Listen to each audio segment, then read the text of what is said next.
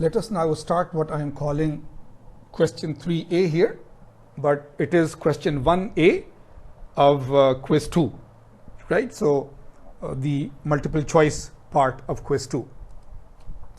A small grain size leads to more grain boundaries, higher strength, uniform properties. So if you remember, if the grain size is small, then there are more grain boundaries and therefore there is higher strength, Hall-Petch equation, and there are very, very small things everywhere, so the properties are uniform. So all three will be the correct answer. Length of grains will be maximum after cold rolling, recovery, recrystallization, grain growth. So if you remember that, especially if you are doing a cold rolling operation, not just any cold working, rolling. So in rolling, you elongate the grains, and we have shown you in the pictures, in the microscopic pictures and so on.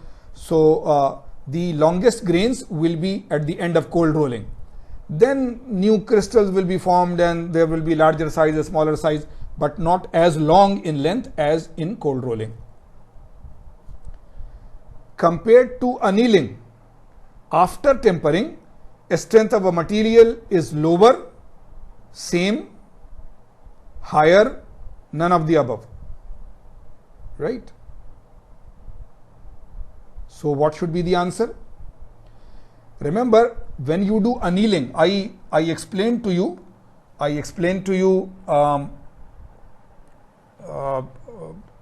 three types of heat treatment operations for metals generally. That first, we do annealing, in which all the stresses, hidden stresses, are removed. Then after annealing, the stresses are gone, but it is very soft. So we do a process called hardening. We heat it to a very high temperature and suddenly quench it in water or oil and so on. So now its hardness and strength increase very much. So it was very soft.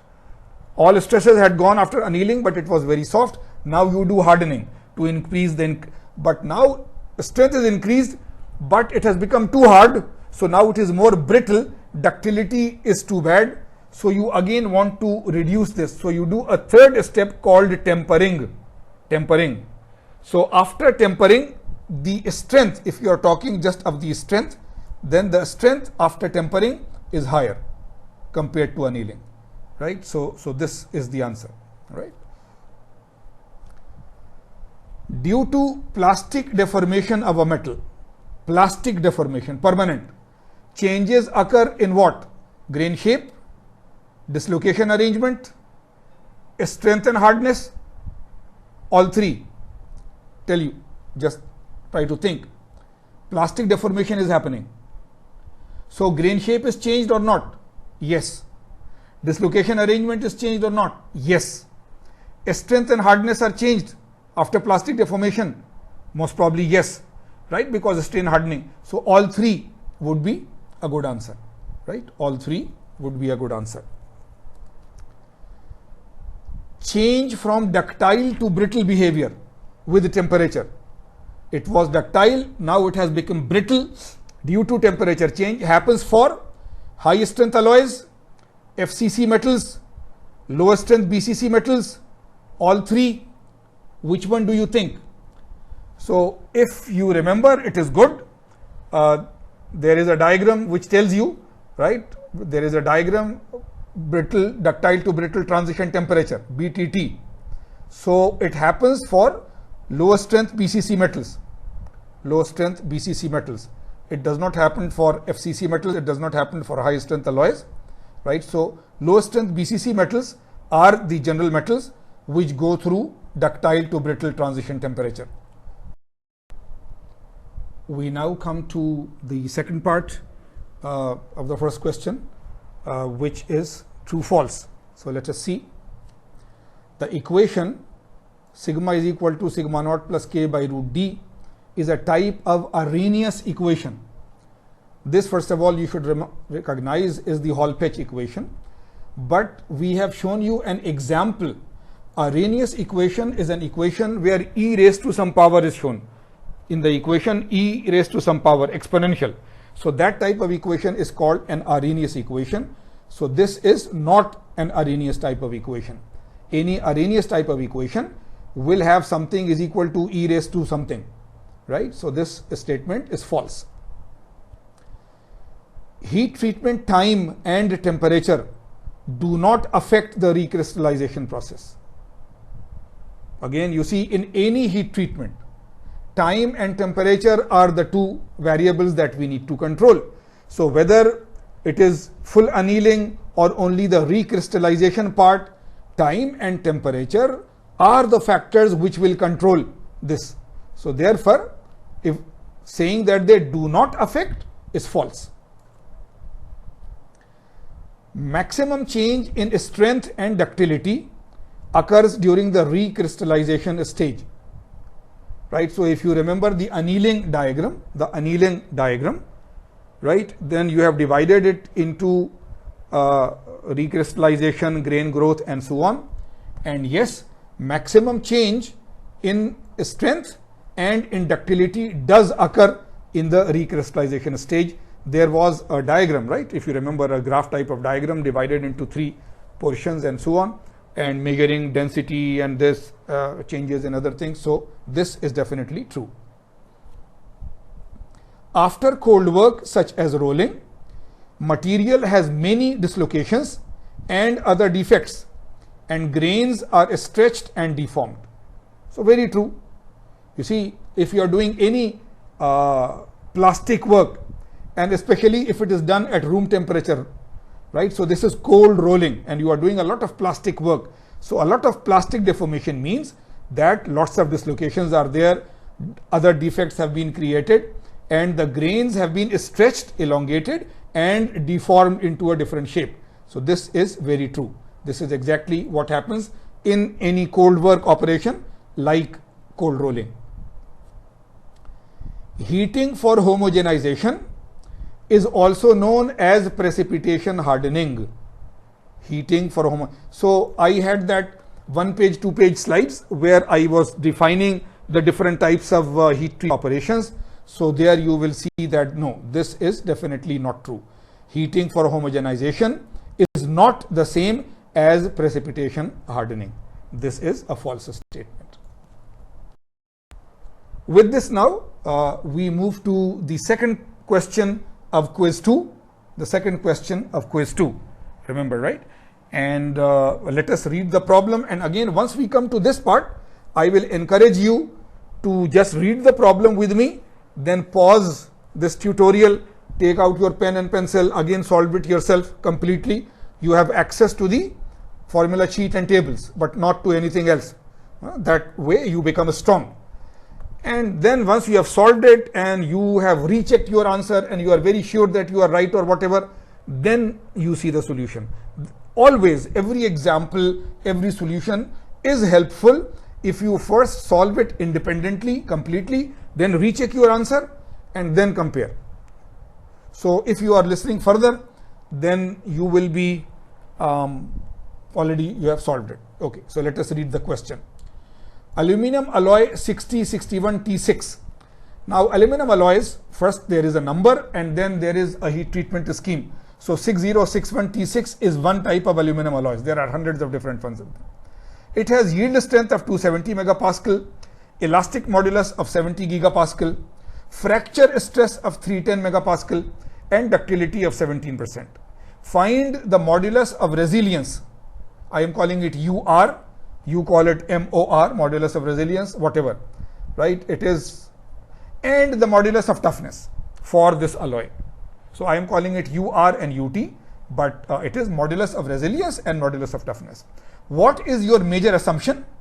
And draw a rough stress strain sketch, right? So again, if you are doing it, then first you would take down the data, the knowns and the unknown, that this is a material, 6061 T6 aluminum alloy.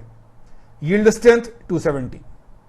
Elastic modulus capital E 70 gigapascal. Fracture stress sigma F 310 megapascal. Ductility percent elongation 17%. And UR is unknown, UT is unknown, isn't it?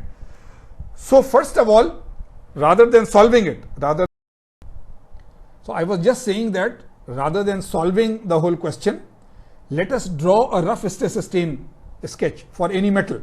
Aluminum alloy is also a metal. So stress here, strain here, and so of course you know that it goes like this and then like this and so on. But what will you do here? That is the diagram. How will you change the diagram here in this problem so that you can calculate the things that you want to calculate? So let me remind you of the definitions.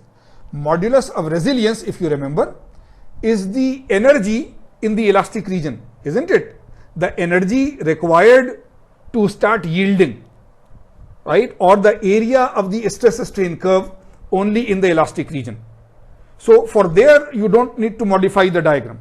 The stress strain diagram is there, the straight line region is there. In the straight line region, make the triangle, right? So the area of the triangle is there, half base into height. But now modulus of toughness is the area under the whole graph. So one part of it is resilience, which is already there, the first triangle in the straight line region. But now from yield point to fracture point, you have a curve. You have a curve. If you keep it as a curve, then you cannot solve it right now. You can solve it by an advanced technique. You can solve it in a drawing package like SolidWorks and so on, but not here. So you have to make an assumption. You have to make some straight line so that you can have rectangles and triangles. So with that, let us, I am showing you here on the left, a typical general stress strain diagram for a metal, right? So it is reaching this yield point and then coming down and coming back again. So sometimes it does that it goes down and up. So from here till here, it is the yield region, and then from here till here it is the other. Or there is a straight line here.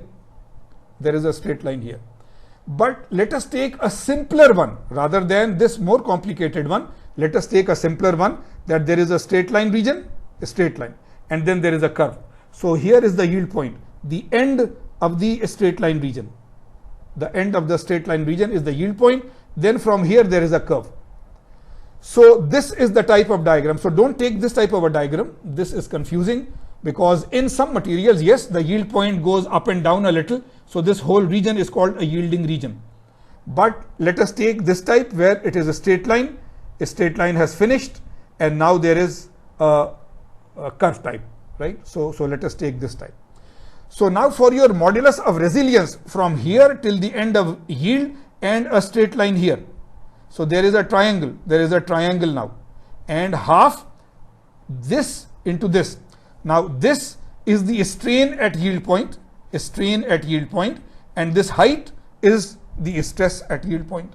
So if you multiply half yield point, yield stress, multiplied by the strain at yield point, then you can directly calculate the modulus of resilience. For the modulus of toughness, this portion is already there. Now draw a straight line from here till here. So some portion of this will be lost, but you cannot do anything about it. You draw a straight line from, so your actual diagram will be a straight line from here and then a straight line from here. So if you see this rectangle from here till here, this is one rectangle. So this length into this length will be this area, and then there is this triangle. So half this length into this height and so on, right? So the total modulus of toughness will be the modulus of resilience, the initial triangle, plus this rectangle, plus this triangle, right? So your assumption is that after the yield point, the curve is a straight line until fracture, and then you show the calculations and so on also, right? So I have explained it in a lot of detail so that you are very clear in your mind. Many of you solved it correctly, some of you were a little doubtful, and some of you did not have an idea very well. Of course, it always depends on how well you were prepared from the lectures and examples and so on.